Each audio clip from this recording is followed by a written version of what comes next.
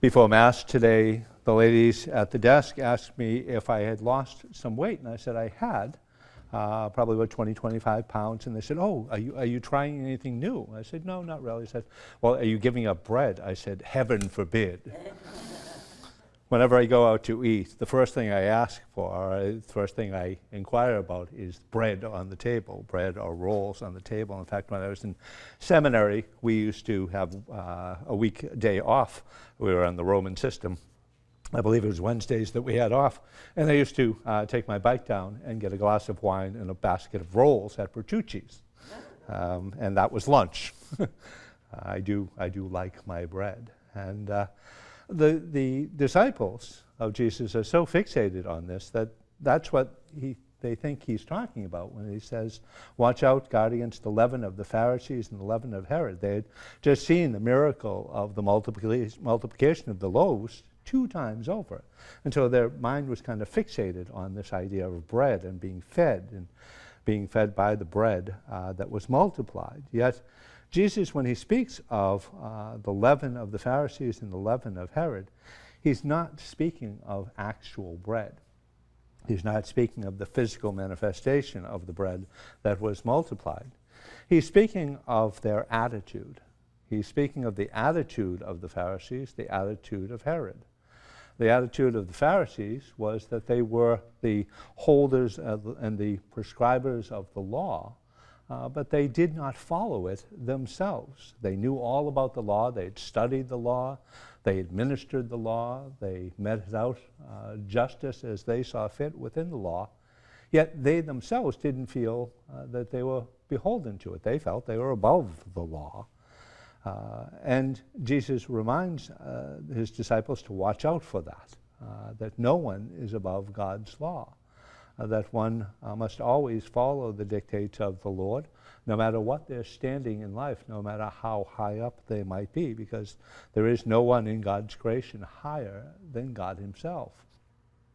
Noah knows this. Noah, a good and faithful man, was one who was spared. He and his family were spared because they followed the ways of the Lord. They recognized that the Lord was indeed their maker. And because of that, they were spared for their fidelity. They were spared for their faithfulness to the law and to God. And he warns against guarding against the leaven of Herod. Herod was one who, again, was so full of himself, was so full of his power, that he thought he was the law. He was a god, in fact. He thought of himself so highly that he felt that he didn't have to answer to anyone. But we know that that is not the case. We know that God calls us to answer for our lives. And so we would do well to recognize that God is calling us to a new way of living through Jesus Christ, in and through Jesus Christ.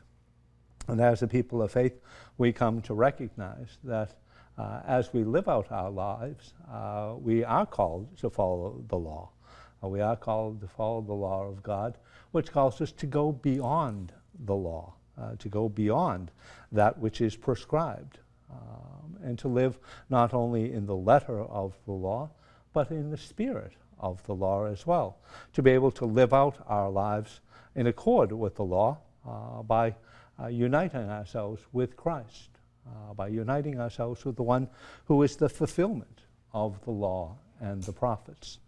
When we follow Jesus, we recognize that we are going beyond the letter of the law. We are going into that spirit of the law, which is what caused Jesus to multiply the loaves.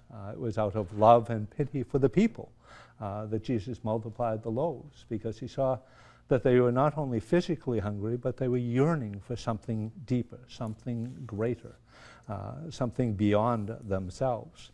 And while he did fill their bellies, he filled their souls as well by performing a miracle, by performing that miracle of the multiplication of the loaves.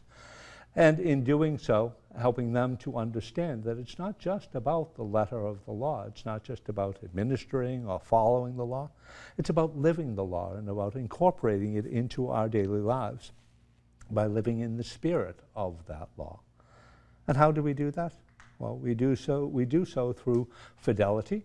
We do so through relationship with the Lord. We do so through acts of prayer and fasting and almsgiving, which we tend to think of as Lenten practices, but really are practices that we could and should incorporate all through the year. For it is indeed that self-sacrificial love of Jesus that we are called to follow, not just in a particular time or season, but each and every day of our lives, each and every day of our journey of faith. As a people of faith, we come to recognize that Jesus feeds us in word and in sacrament as we gather as a Eucharistic people, that when he took the bread, when he took the wine at the table at the Last Supper, he asked us to do this in memory of him. Let us indeed remember the sacrifice of the Lord each time we gather as a people of faith. And as we do so, let us recognize that we are being fed in body, mind, soul, and spirit.